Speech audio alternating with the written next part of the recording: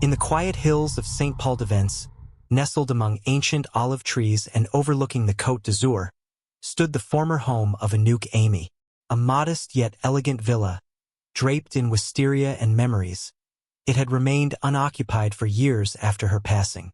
Locals spoke of the house with reverence, some even with unease whispers of flickering lights and soft murmurs drifting through the halls long after midnight. Then came the new owners, a French-American couple named Julien and Margot Leclerc, who had spent years restoring historic homes across Europe. Enthralled by the villa's cinematic past, they purchased it with little hesitation. The locals warned them, not in hushed superstition, but with the quiet certainty of those who had seen too much. Elle est encore là, murmured the baker at the village market.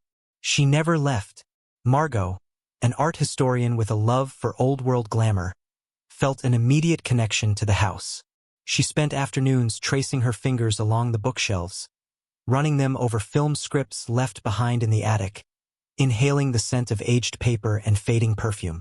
Julien, ever the skeptic, dismissed the rumors. People want to believe in ghosts, he said, especially when the past is more interesting than the present. But then the small things began.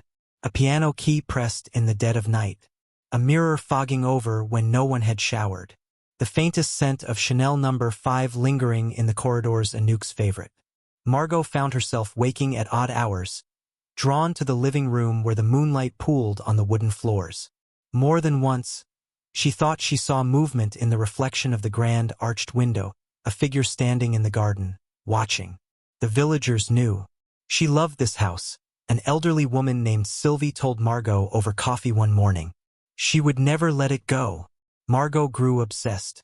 She spent hours reading about Anouk, watching her films, trying to decipher the feeling of presence in the house. Then came the night when everything changed. It was past 2 in the morning when Julien was woken by the sound of Margot whispering. He turned over, expecting her to be beside him, but the bed was empty. Downstairs, the soft glow of a lamp spilled from the library.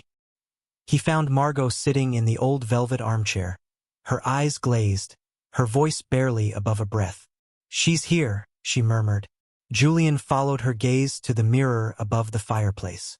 The room's reflection was unchanged, but the air around them had thickened, heavy with something unseen yet undeniable. The lamp flickered once, then twice.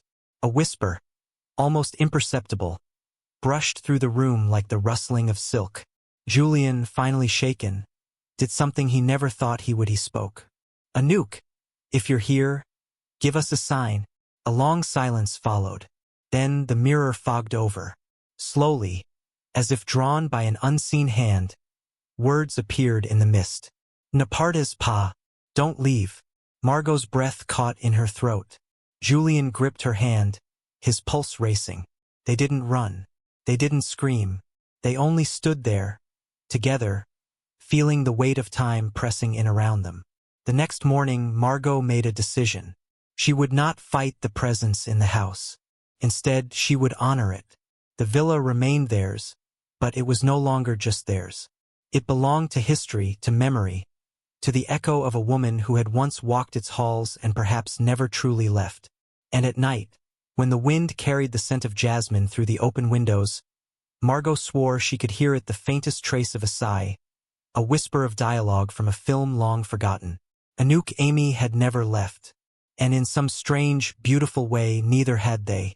The days passed with an almost imperceptible shift in the air, as if the house itself had begun to exhale after holding its breath for too long.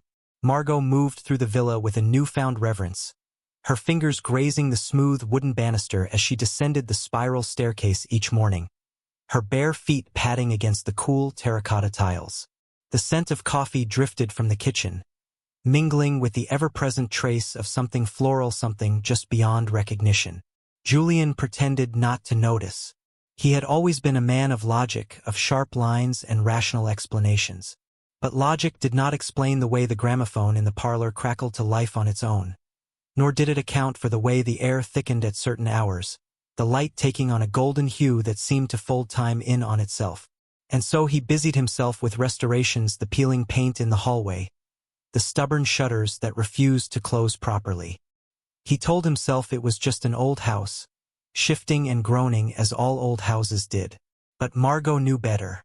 She had taken to spending her afternoons in the library, where the shelves bowed slightly under the weight of old leather-bound books, their spines cracked with time. The dust here smelled different, rich, alive, as though it carried whispers from another era. She found herself drawn to a particular corner, where a small writing desk stood against the wall, its surface littered with aged postcards and yellowed script pages. Some bore annotations in looping, elegant handwriting. Anouk's handwriting. Margot traced the ink with the pad of her finger. The notes were brief, almost cryptic. The light must be softer in this scene. She must turn away just before she speaks. The moment should linger. The moment should linger. A chill ran down her spine, though the room was warm with the afternoon sun slanting through the sheer curtains. Outside, the garden swayed in the breeze, the olive trees casting dappled shadows on the gravel path. The house sat on the edge of the village, far enough from the main square to feel secluded, yet not so far that one couldn't hear the distant toll of the church bells. The locals still watched them with quiet curiosity when they passed through the market, their expressions unreadable. One evening, Margot invited Sylvie, the elderly villager who had spoken to her about Anouk, for tea. The woman arrived just as the sun dipped below the horizon, her small frame wrapped in a wool shawl despite the lingering warmth of the season. She took her seat at the kitchen table, her hands resting on her lap as her gaze swept slowly around the room. She was happiest here, Sylvie murmured at last, her voice soft, reverent. Margot waited.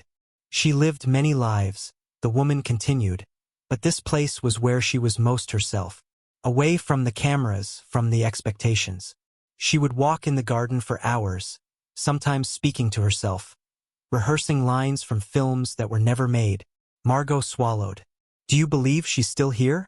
Sylvie's dark eyes met hers, and for a long moment, she said nothing. Then, finally, she reached for her cup, taking a slow sip before placing it back on the saucer with a delicate clink. I don't believe, she said. I know. A gust of wind rattled the window panes, and somewhere in the house, something creaked, a door shifting open, or perhaps simply the bones of the old villa settling. Margot felt the weight of the moment pressing down on her, the quiet certainty that she was not alone. She had never been alone, not since the first day she had stepped foot in this house. And for reasons she could not explain, she did not find that frightening. Don't forget to subscribe and like if you liked this story. The night had thickened around the villa, the sky settling into an inky black, heavy and starless. The air was dense with the scent of warmed stone and jasmine, a breath of the past curling through the open windows. Sylvie had left hours ago, her words lingering in the quiet as Margot sat alone in the library, a candle flickering beside her. The house was still. Not silent, never truly silent, but still in a way that felt deliberate, as if it were waiting. Margot turned the pages of an old script she had found among the books, her fingers slow, reverent. The title was Unfamiliar, Le Dernier Regard, The Last Glance. A film that had never been made. The pages were brittle. The ink faded in places, but the words still held their weight. She read in hushed murmurs, her voice barely more than a breath, letting the syllables unfurl into the darkened room. And then a sound, soft at first, a whisper of fabric brushing against wood. A shift in the air. Margot held her breath. Beyond the glow of the candle, the shadows stretched long across the room, and in the mirror above the fireplace, she saw it. Not a figure, not yet just a suggestion of movement, like a shimmer in the glass, the faintest outline of something just beyond sight. The candle flickered. The air grew colder. And then, from somewhere in the house, the piano began to play. A single note, hesitant, waiting. Then another. A melody slow, aching, unfolding in the stillness like a memory long buried. Margot rose, her breath tight in her chest, her steps careful as she moved toward the parlor where the piano stood untouched beneath its heavy cover. The music stopped the moment she crossed the threshold. The room was empty. The keys lay still, the air humming with something unseen. Margot exhaled. Her hands trembled as she reached for the piano cover, pulling it back to reveal the smooth, polished wood beneath. Her fingers hovered over the keys, hesitant. And then, a whisper, so close, so quiet it might have been the wind. "Joe, play." Margot's pulse stilled. The air was thick with expectation, pressing down on her, curling around her skin like silk. Slowly, almost without thinking, she lowered herself onto the bench. Her fingers found the keys. She played. A melody unfurled, something she did not recognize, yet somehow knew. The notes moved through her like something remembered in a dream. A song that had no beginning, no end, only presence. And then, in the mirror across the room, she saw her. Anouk. Not a ghost, not exactly, more like an echo, a presence caught between light and shadow. Her reflection stood just behind Margot's own, her features softened by time, her dark eyes unreadable. She did not speak. She only watched. Margot's fingers faltered on the keys. The moment stretched, fragile, suspended between past and present. And then, slowly, Anouk smiled. The candle in the library guttered out. The room fell into darkness. And Margot knew. The house had been waiting for her all along. The darkness did not rush to consume the room but crept in slowly, seeping into the corners, curling around the edges of furniture like ink spreading across a page. The single window, once aglow with the pale reflection of the moon, now lay blackened, its glass swallowing the faintest traces of light. And yet, the air did not carry fear. It was thick, expectant, charged with something unspoken. Margot sat motionless at the piano, her fingers still hovering over the keys, her breath shallow. The scent of jasmine, stronger now, wrapped around her like invisible hands, clinging to her skin, her hair, the folds of her blouse. The room pulsed with something unseen, the space between seconds stretching into something that felt almost like eternity. She did not turn immediately. The reflection in the mirror still held its place, the woman behind her unmoving, watching. Not a trick of the candlelight, not a distortion of her own shadow. She could feel it now, the weight of eyes upon her, the press of presence against the stillness. Margot swallowed, her throat dry. Her fingers pressed lightly against the piano, barely enough to sound the note. The vibration shuddered through the instrument, through the air, through her, and in the silence that followed, a whisper so soft, so featherlight brushed past her ear. "Ne tire pas." Don't stop. Her breath hitched. The air stirred behind her, carrying the faintest rustle of silk. Margot turned. The room was empty, yet the air had not settled. It still hummed with something electric, something alive. The mirror reflected the space as it was the piano, the candle on the far table, the faint outline of the open doorway leading to the hall. Nothing else. No shadow, no figure.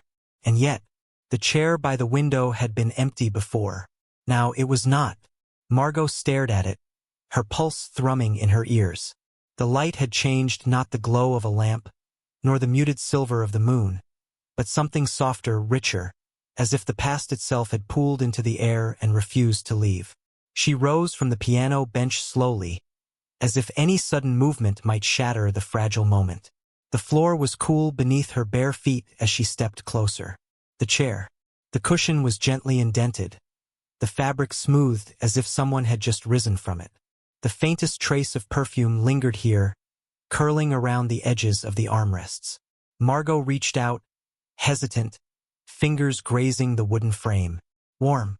Not cold like an abandoned seat, not untouched. Warm. The whisper came again, not from the air, not from the walls, but from within her, slipping through her thoughts like silk. "Lna jamais fini ce film." She never finished this film. Margot inhaled sharply. The script. Her legs carried her before her mind could catch up, feet gliding across the floor with quiet urgency. She found the pages where she had left them, stacked neatly on the writing desk in the library, the candle beside them now a wick of smoldering wax. She snatched up the top page, her eyes scanning the words. The final scene. She flipped through the last pages. The handwriting in the margins, delicate yet certain, trailed off mid-sentence. A line unfinished. A thought abandoned. The ink, though faded, seemed fresh in the dim light, as though the hand that had written it had only just lifted from the paper. Margot's breath came shallow. A gust of air passed through the room, not a draft, not the settling of the old house, but something else entirely. It carried with it the unmistakable sensation of movement, of presence. The whisper came one last time, threading through the silence, pressing against her skin like the faintest ghost of a touch. Aide-moi, help me. And then, the candle reignited. A single flickering flame, trembling in the darkness. Margot did not move. She was no longer a visitor in this house. She had become part of its story. The candle's flame wavered, its golden light stretching long shadows across the library walls. The air was thick, trembling with something just beyond the realm of sight, something pressing against the edges of Margot's awareness.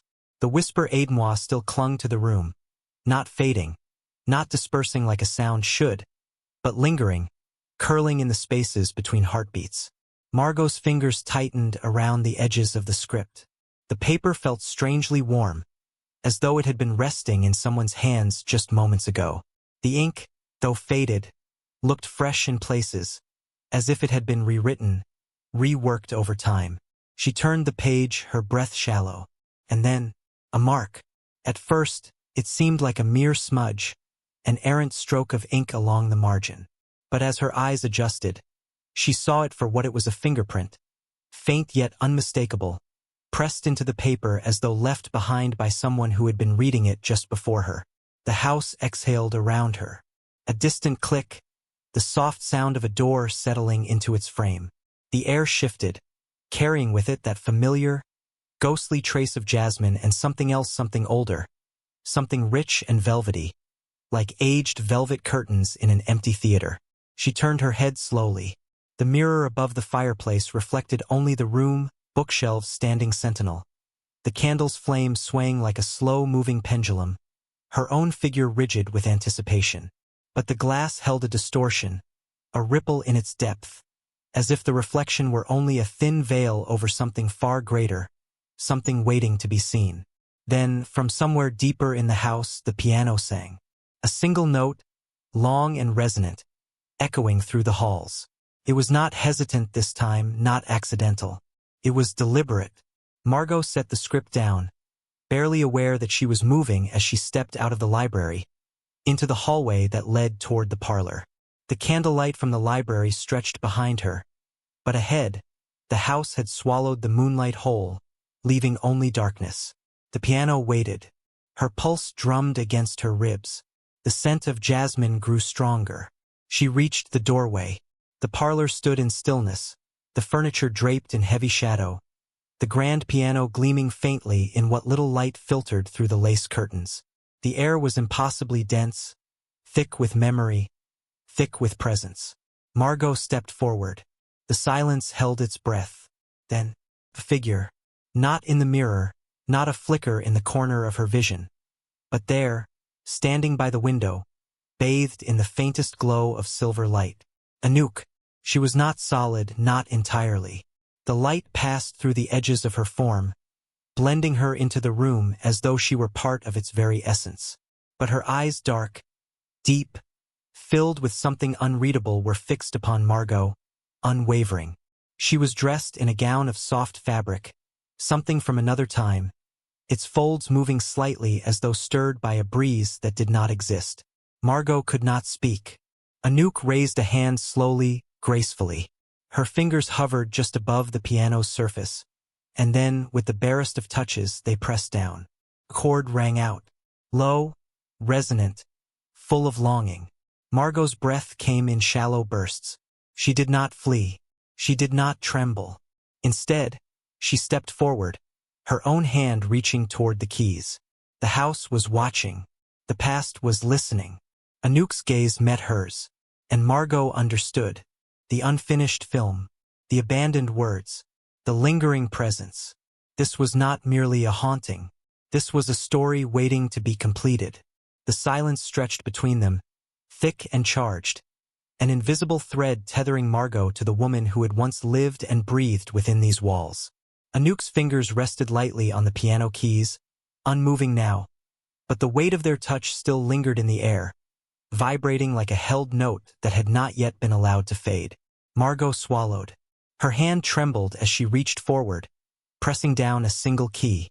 A delicate, high note answered, ringing softly into the hush of the parlor. Anouk's gaze did not waver. For a long moment, neither of them moved, the candlelight flickering in the distance, the scent of jasmine coiling around Margot's senses. Then so subtly it might have been imagined, Anouk nodded.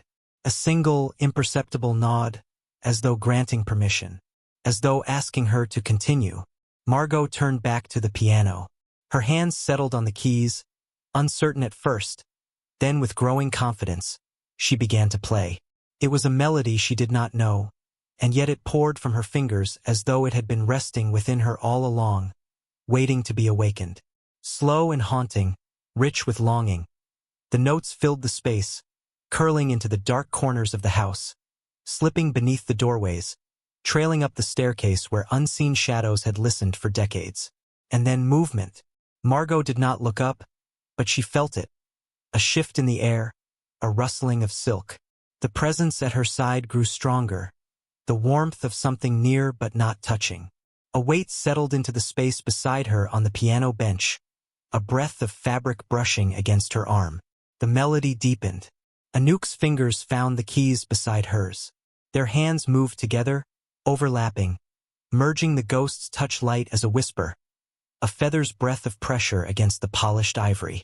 The house exhaled. The walls, the floors, the very foundation of the villa seemed to settle, sighing with a quiet relief that had been denied for so long. The past was no longer a shadow lurking in the corners. It was here, now, unfolding in the music, in the movement, in the moment that bound the living and the dead in something more powerful than memory.